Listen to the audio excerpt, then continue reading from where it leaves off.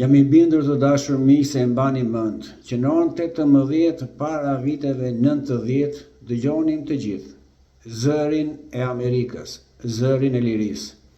Sot ky brez I lindur dhe rritur pas viteve 90 ka dalë nga oborret e partive, nga shoqatat, OJQ e Sorosit dhe janë kthyer në folen e tyre, në bulevardin e dëshmorëve që kanë luftuar pikërisht për një Shqipëri të lirë, të pavarur, etnike, pa thundrën e Serbisë, Greqisë, të armiqve të betuar të shqiptarisë. Edi Rama, ora 18 do të bëhet makthi jot.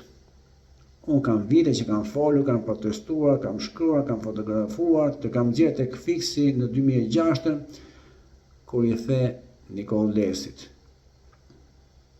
Unë do t'i bëj shqiptarëve nënë, do t'i vën rresht për një. Por shqiptarët nuk e di, se shikojnë, dëgjojnë dhe heshtin.